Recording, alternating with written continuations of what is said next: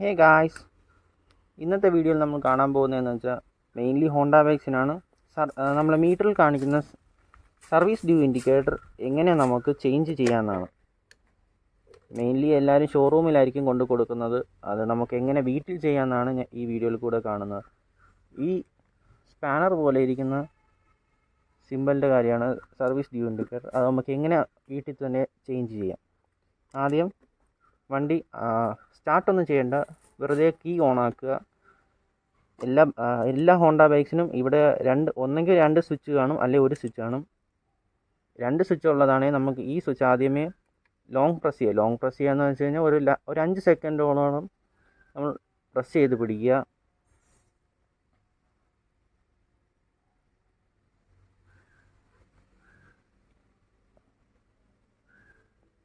എന്നിട്ട് നേരെ നമ്മൾ ആദ്യമേ കീ ഓഫ് ചെയ്യുക. കീ ഓഫ് ചെയ്തിട്ടും ഒരു 5 സെക്കൻഡോളം പ്രസ് ചെയ്ത് തന്നെ പിടിക്കുക. കൈ എടുക്കരുത്, ഇതൊരു ലോങ് പ്രോസസ്സ് ആയതുകൊണ്ട് കൈ എടുക്കാതിരിക്കുക.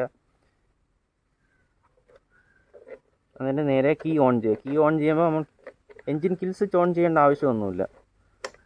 കീ ഓൺ ചെയ്യുക, പ്രസ് ചെയ്ത് തന്നെ പിടിക്കുക. കണ്ടോ, ഇത്രയേ ഉള്ളൂ കാര്യം. Thanks for watching.